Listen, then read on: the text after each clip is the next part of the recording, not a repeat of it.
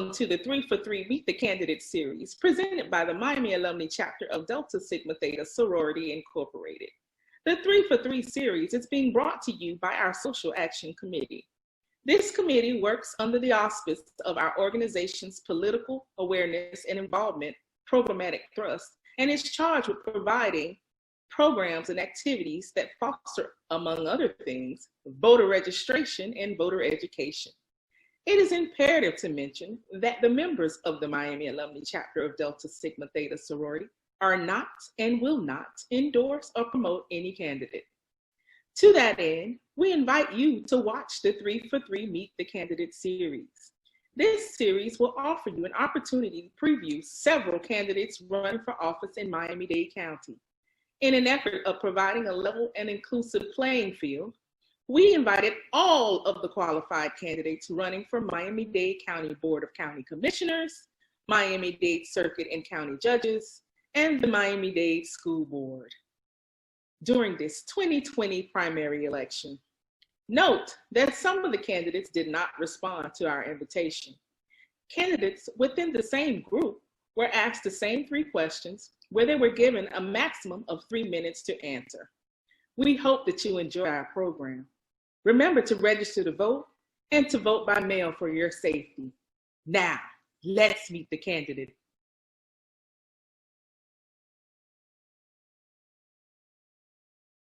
Thank you, Regina. Today we have with us Dr. Nancy Lawther, who is running for School Board District 9 in Miami-Dade County. Thank you for joining us today. It's my pleasure to be here. Okay, great. Well, you know the rules. Today we're going to ask you 3 questions, and you'll have 3 minutes to answer each question. Are you ready? Okay. I am indeed. Who are you as a candidate, and what are your priorities? When Dr. Larry Feldman, the incumbent in this particular seat, reached out to me to see whether I might be interested in running, he did so because he knew that I was a parent who had lived for a long time in the district and sent my son to District 9 schools. He knew that I was a career educator with more than 30 years experience in the classroom. And he knew likewise that I had been the president of the county PTA and therefore visiting schools from Homestead all the way up through the Broward County line. He knew as well that I had been advocating in Tallahassee on behalf of children's interests and as a strong supporter of public schools.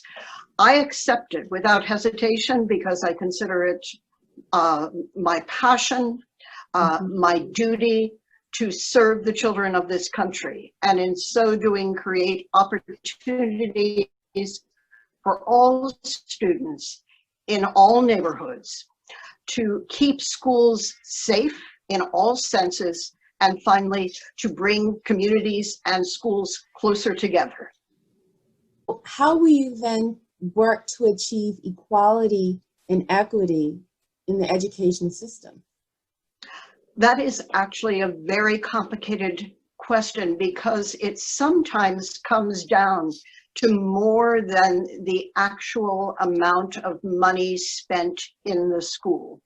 And for example, one of our schools in the most socioeconomically underrepresented neighborhoods receives more money than some of the schools in other neighborhoods, and that was a surprise to me. That is a surprise to many. So the problem goes deeper, and I see it as starting basically from birth, that some students have advantages that others do not. So the first thing is to address this problem from birth in terms of accessibility to healthcare, accessibility to diagnosis for learning difficulties, or on the other hand, identification of giftedness. We need to start with the earliest learners before learning gaps develop. The second thing that I would like to do to address the question of equity is indeed through infusing career and technical education into the curriculum from elementary school age on up.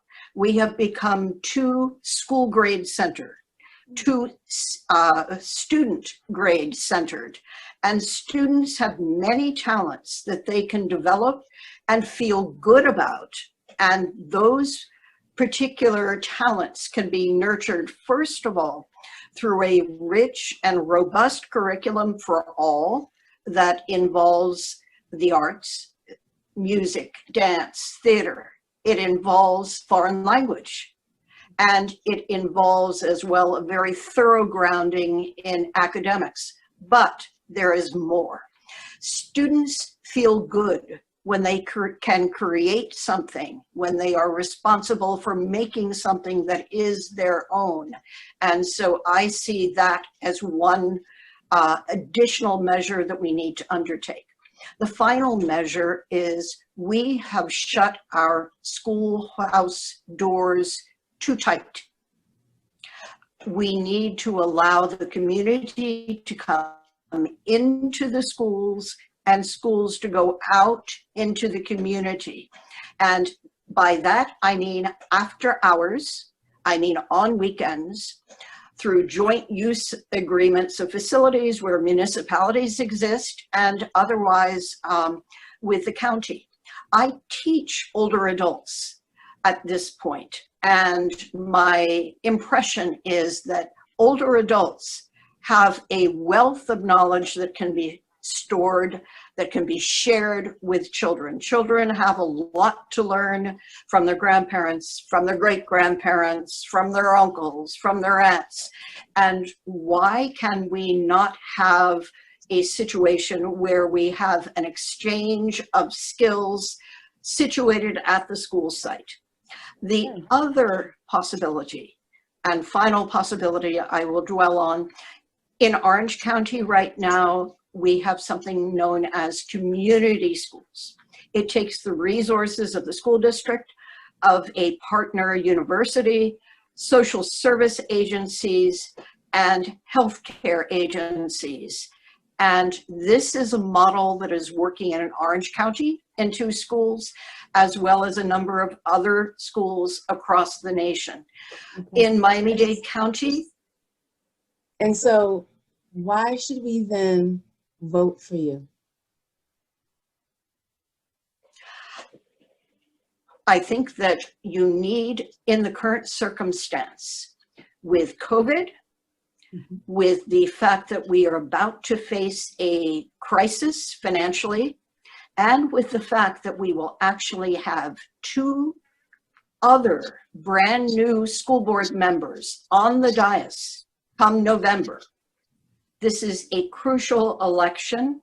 I stand ready to step on to the dais, ready to serve on day 1, prepared to do the work of what a school board member actually does, which is to set policy, to pass a budget that is aligned with priorities that that school member holds, and then to choose the people who are in charge of running the district itself, namely the superintendent, the school board attorney, and the chief auditor. So I am ready, I am willing, I have the heart, I have the head, I have the backbone in order to get ready to work on day 1. Okay. Well, thank you very much for taking time to meet with us today. Thank you.